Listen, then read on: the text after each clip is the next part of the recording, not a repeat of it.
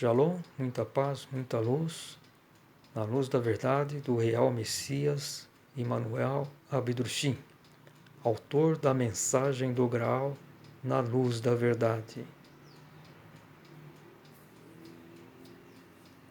Real Messias Abidrushim, eu comecei a chamá-lo de Real Messias, porque ele é o Real Messias, de acordo com a minha convicção, o Senhor do juízo final.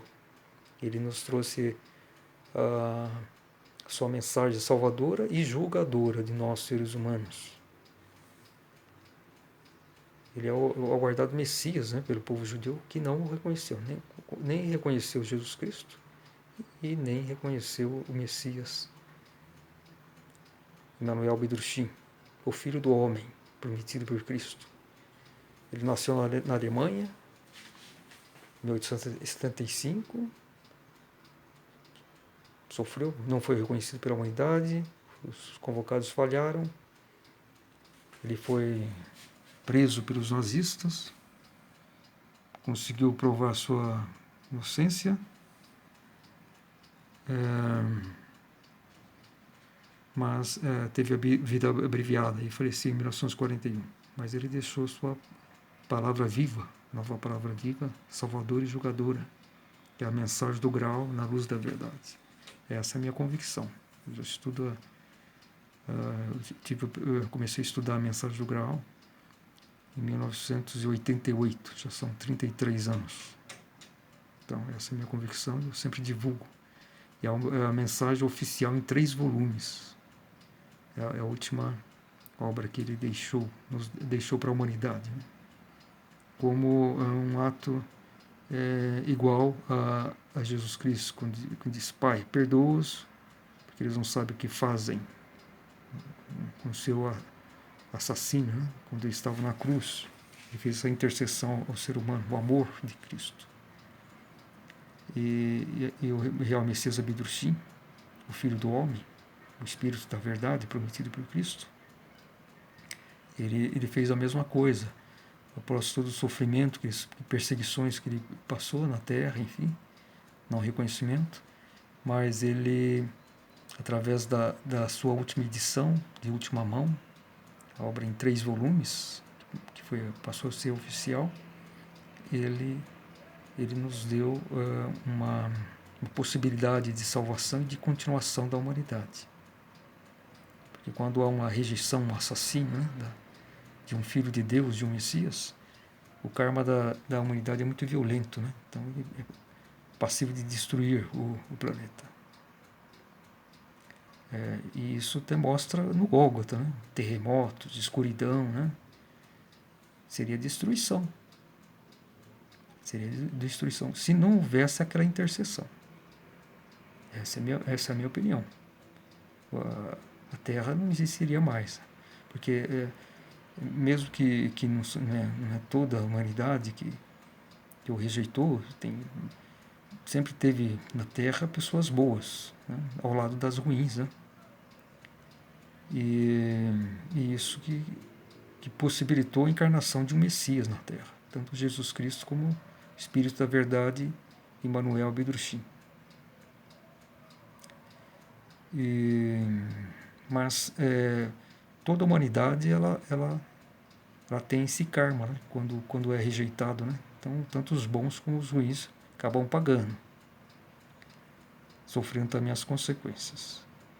Mas se um filho de Deus, após o sofrimento, após o assassínio, que não estava na vontade de Deus, quando Deus envia um Messias, enviou o Messias, tanto Jesus Cristo como Emmanuel, ele envia para possibilitar a salvação através da palavra, não o fato de ser rejeitado, de ser assassinado. Isso é uma visão totalmente errônea do cristianismo que se tornou humano, né? Vamos dizer assim, com pensamentos e ideias humanas, né? Incompreensíveis, né? Não se foi na essência, né, da mensagem de Cristo. Então, posso dizer que ela foi foi perdida, né? O sentido da mensagem de Cristo ela foi deturpado devido ao limitado conceitos humanos da indolência espiritual. Então perdeu a força. Então Deus envia um filho, um Messias, no sentido de salvar através da palavra. Né? E ele não prevê, ele não pode prever que a humanidade vai falhar, né? Que vai rejeitar. Não. Quando se faz um planejamento, envia com essa boa intenção. Porque se Deus soubesse de antemão que a humanidade iria rejeitar o seu filho, ou iria assassiná-lo, o próprio não reconhecimento, rejeitar a sua palavra, também é um assassino, né? Ele nem enviaria. Ele envia com essa boa intenção, tá certo? Contando que a humanidade ela dê a devida atenção, né? O devido reconhecimento. E não foi esse o caso. E a Mensagem do Graal, em 3 volumes, ela é editada no português brasileiro pela Ordem do Graal na Terra, www.graal.org.br, e pela Fundação da Mensagem do Graal, www.graal.de, de Deutsche, Alemanha, no português europeu e mais 20 idiomas.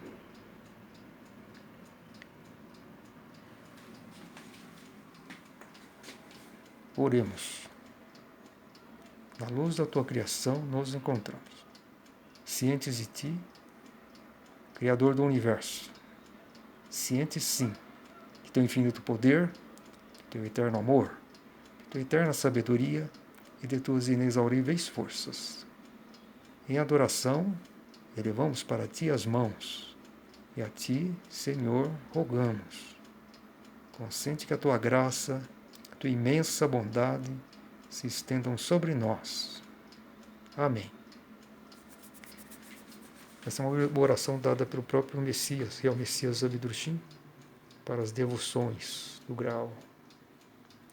Bom, no vídeo anterior eu estava falando sobre política, e eu acho que esse é o momento, né? Na época que já está se aproximando a eleição de Bolsonaro, né? Quer dizer que se tudo ocorrer conforme acredito que vai estar se direcionando, o Bolsonaro vai ser reeleito. Vai ser reeleito. E a esquerda, o comunismo, vai sofrer a sua maior derrota em toda a história recente política, né? Após a chamada redemocratização do Brasil. Então, por causa disso que eles estão tentando uma última cartada, né? Tentando se ancorar na figura, praticamente uma figura viva morta, né? Do Lula, que hoje, na sua decadência física e moral, ele reflete o que foi na essência a sua vida, né? Seus valores, né? E a própria seus vícios, né? De bebida, de cigarro, né? Isso se reflete hoje na decadência desse personagem. Mas todo, vamos dizer, essa petismo, enfim, todo esse pessoal esquerdista que se ancorou na figura dele, não teve nenhum outro personagem assim com a mesma força, né? Mas foi ele que através da sua tirania, da sua imposição, se tornou todos os seus adeptos escravos, né? Vamos dizer assim. Não surgiu nenhuma outra figura, né, que pudesse substituir na altura, né? Porque ninguém, na verdade, ninguém foi tão imoral e tão liviano quanto ele. Mas através de discurso falacioso, ele conseguiu arregimentar muitas pessoas, muitos adeptos. E isso foi apropriado até esse governo dele no sentido de conscientização do povo, né? O despertar do povo que quer moral, que privilegia a família, os bons valores, né? Isso, apesar de todos o malefício que existe também, essa questão da religião cristã, enfim, com seus dogmas falsos e fé cega, enfim, ganância também, mesmo assim, a força do povo brasileiro ainda está ancorado nisso, né? Porque, principalmente os evangélicos, né, ainda conservam. Os católicos não tanto, porque os católicos, ele tem um histórico, o catolicismo, de corrupção, né? De crimes, corrupção, de coisas totalmente fora das leis de Deus, como santificação de pessoas, enfim, fogueira de inquisição. Então são crimes muito bárbaros, né? que marcou o catolicismo. Mas a força moral hoje está presente principalmente nos evangélicos, né? Principalmente nos evangélicos, apesar de todas esses males que existem numa religião com fé cega, né? E dogmas falsos, que cultuam dogmas falsos. Dogma falso, já vou apontar dois, né? E isso se fala na própria figura de Cristo, né? Que três coisas principais, isso tanto em evangélicos como em católicos, dessa presunção de imaginar que Deus enviou Cristo para ser assassinado por nós, para sangrar na cruz, para salvar nós. Não é isso. Enviou para nos dar a palavra salvadora. O fato dele aceitar ser morto na cruz foi uma consequência da própria decadência humana, que o condenou, o perseguiu, né? Por fim o assassinou. Ele só aceitou isso porque ele não podia fugir, né? Porque aí tudo que ele já havia construído em termos de difusão da sua palavra viva se perderia. Então ele não recusou ir em Jerusalém, ele sabia o que ia aguardar, mas ele não se recusou.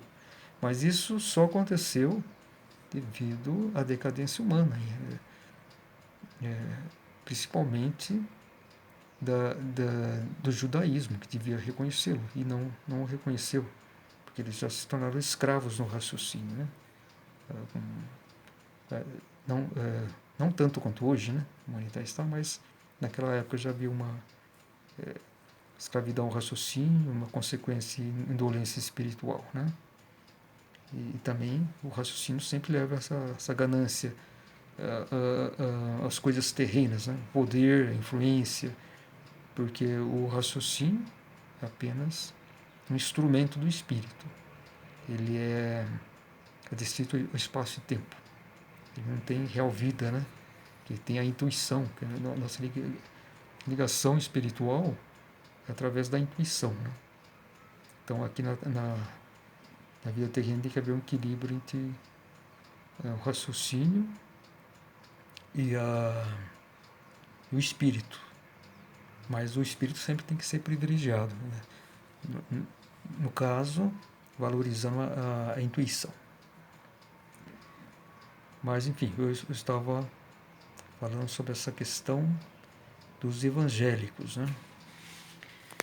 Que apesar dos seus dogmas, né, falsos, que isso não permite uma fé verdadeira, uma fé que se torna crença, e de uma crença, né, acreditar, para uma convicção. e da convicção para a ação, né? A fé não permite isso, porque ela dá uma margem à crença cega, né? Então hoje se exige, Deus Pai exige uma convicção. E tem o fato também, a própria vida de Cristo prova duas visões distorcidas, né? Puramente fanatizadas, enfim, dogmatizadas sobre o próprio nascimento de Cristo, que não pode contrariar as leis de Deus. Jesus Cristo era filho de um centurião romano, chamado Criolus. Isso está no livro Jesus, o Amor de Deus, os Apóstolos de Jesus, editados pela Ordem do Graal na Terra. Está aí a recomendação. Jesus, o Amor de Deus e os Apóstolos de Jesus. É só entrar no site da Ordem do Graal na Terra, www.graal.org.br. Aí está a verdadeira história de Cristo, sem as fantasias, sem os dogmas falsos.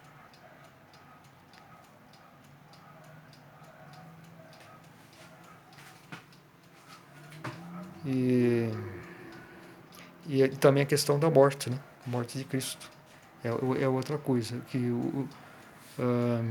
a matéria não se transforma em espírito e nem em corpo divino. Então, o corpo de Cristo foi ocultado. Eu sempre falo isso. E tá, nesse mesmo livro, na Mensagem do Graal, está dito isso claramente, que as leis de Deus sendo perfeitas, ela não pode admitir arbitrariedades. Ela é naturalíssima. Então, o corpo de Cristo foi realmente ocultado. E eu tenho uma teoria que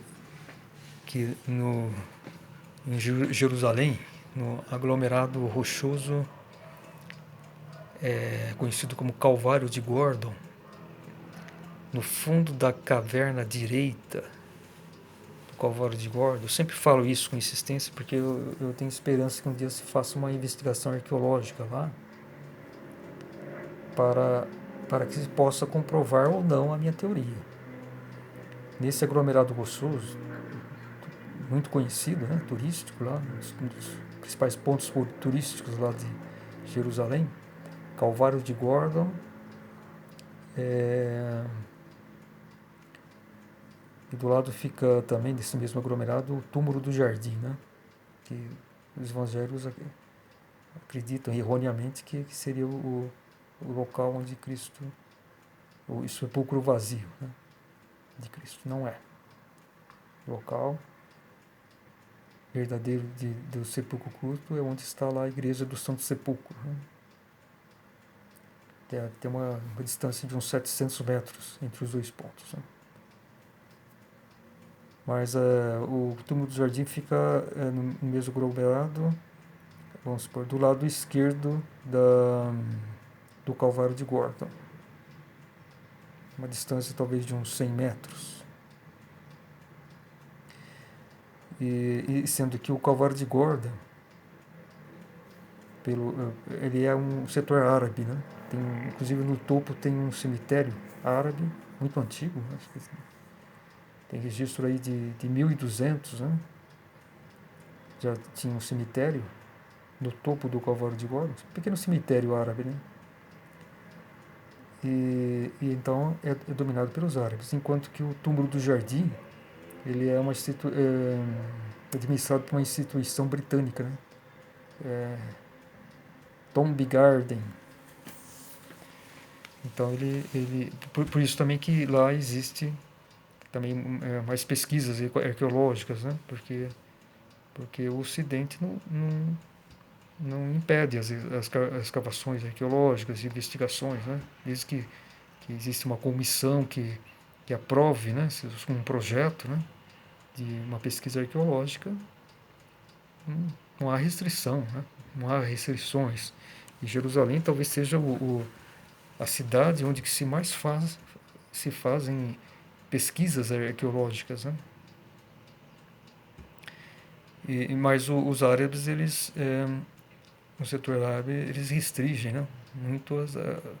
Nem sei, talvez nem permitam, né? investigação arqueológica. No caso do Calvário de Gordon, onde está a minha teoria dos ossos de Cristo, não sei se essa é possível isso. Eu acredito que nunca se fez uma investigação arqueológica lá, justamente porque é do domínio árabe, né? Depende de uma uma permissão, né? Autorização da autoridade palestina. Mas, enfim, essa é a minha teoria. No Calvário de Gordon, em Jerusalém, no fundo da órbita caverna direita, bem no centro, parece que tem uma pupila, né? É lá exatamente o ponto onde eu acredito esteja a entrada fechada que vai dar lá para o sepulcro do culto de Cristo, onde estão os seus ossos, seus restos mortais. Então, isso é uma coisa que tenho certeza que os ossos de Cristo existem. Essa convicção eu tenho através da mensagem do Graal, do real Messias Abidrushim. Agora, se a minha teoria está certa, eu acredito que sim, porque eu já estudei muitos anos, fiz essa pesquisa já há 10 anos, e pesquisa intensa, né? Também pegando fotos, estudando mapas, tudo, então eu sempre encontrei indícios muito fortes quanto a isso. Então isso também é essa questão dos chamados dogmas, né? que impede uma fé, uma crença verdadeira e viva dos chamados cristãos, né?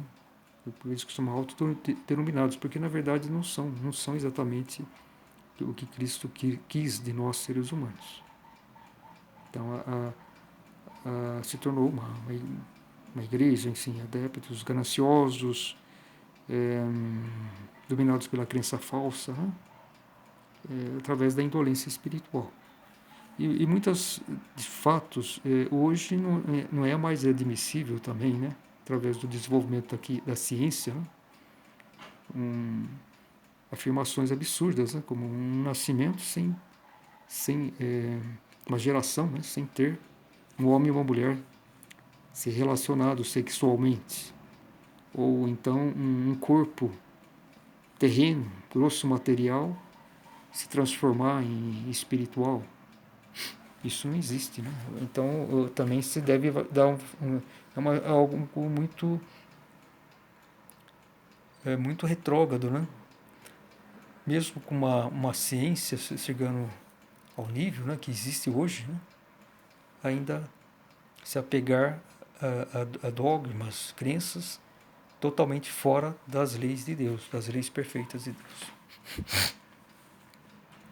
Bom, eu fiz as reflexões, mas eu estava falando sobre a força moral do povo. Mesmo assim, apesar de todas essas questões, os cristãos eles têm uma força, especialmente os evangélicos, né?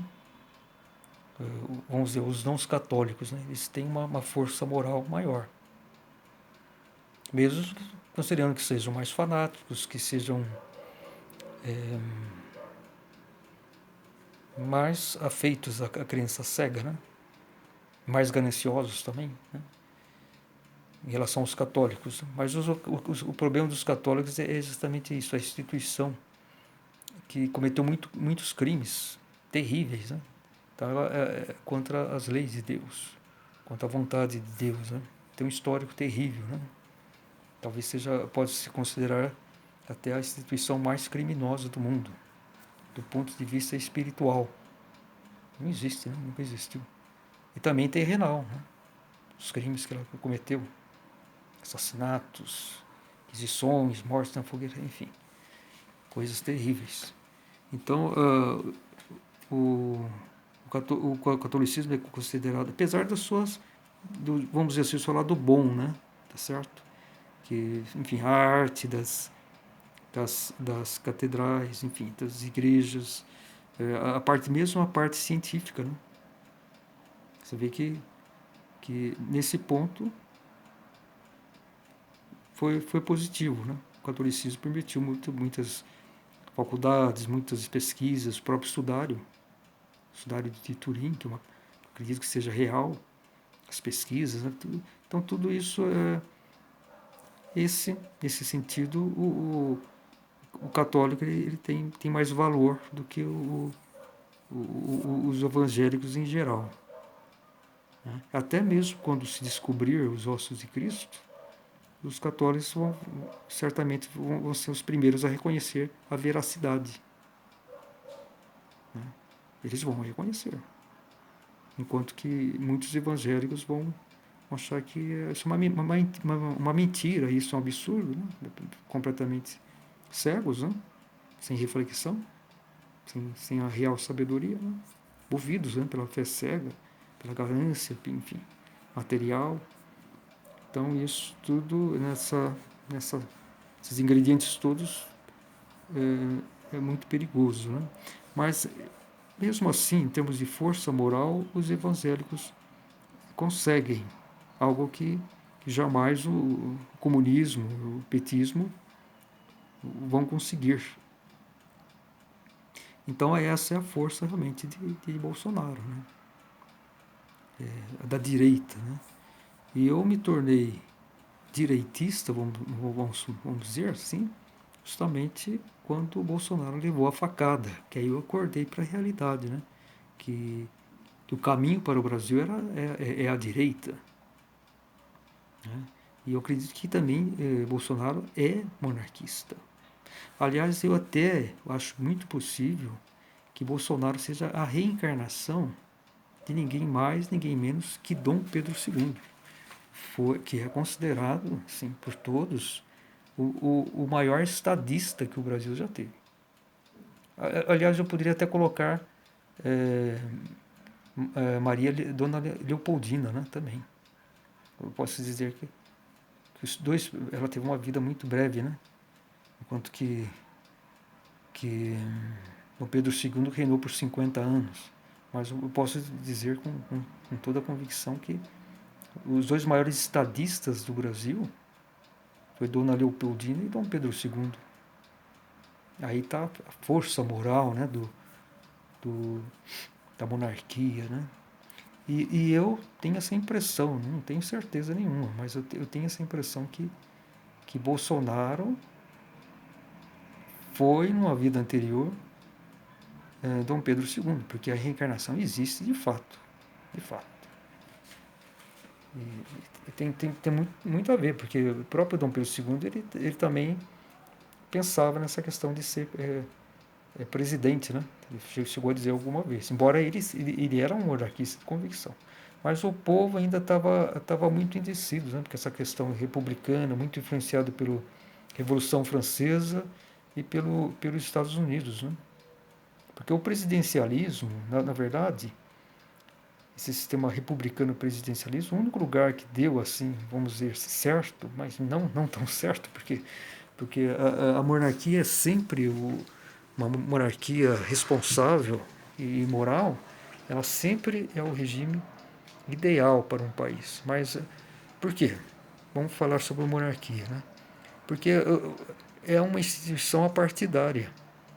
Apartidária e que se pensa por gerações e não apenas para um governo. E toda a sociedade ela é baseada numa família. Desde que uma coisa que sempre vai existir, que é uma geração tem que ser de um homem e uma mulher, que se reúnem e se casam, tem que se casar, tem que constituir uma família. Isso sempre vai existir, essa questão da família. Né? Então é impossível destruir a família. Então aí está a base moral. E essa visão de uma família monárquica também remete a essa questão familiar. Isso educa desde a criança, né? A escola, os escolares. Né? A escola, por sinal, ela está, vamos supor, desde que ela se tornou tão depravada como existe hoje, tão cheio de vícios, né? que existem, né? Com drogas, responsabilidade, sexo. Muitos dos jovens vão hoje, né? Principalmente adolescência, em busca de sexo, né? Tudo isso porque unir os dois gêneros, não pode fazer isso.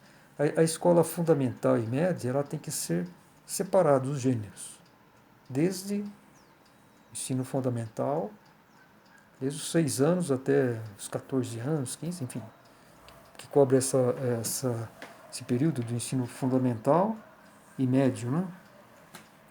Tem que ter separação de gêneros. Tarefas mais adequadas para os homens e para as mulheres. Tem que ter uma distância necessária, porque o resultado está aí, né? A escola, gravidez precoce, abortos, drogas, desrespeito aos professores, agressões. Esse é o resultado final disso. E eu acredito que, que a raiz do problema está isso, separação de gêneros. E, enfim, então a minha reflexão sobre a política é isso. Bolsonaro, eu penso que é bem possível, né, que Bolsonaro ele foi Dom Pedro II. Então ele não está aí por acaso, não. E com essa força do povo, ele vai derrotar o comunismo, ele vai derrotar o comunismo, ele vai ser reeleito, né? E tudo ele se fortalece, porque ele é um guerreiro, né? Então ele se fortalece quando vem as adversidades. Através da facada que ele levou, ele reuniu a força e o apoio necessário, né? E, inclusive, essa facada tem um outro detalhe também. Até houve uma informação, não sei se também é correta, que Bolsonaro teria sido aquele centurião que espetou o flanco de Cristo. Então isso foi um karma que ele adquiriu. E essa facada que ele levou foi para se tornar quites, vamos dizer assim, com a lei do karma de Deus, a lei da reciprocidade. Então é isso, essas são as minhas reflexões e eu talvez continue refletindo sobre essas questões religiosas, políticas, né? Shalom, muita paz, muita luz.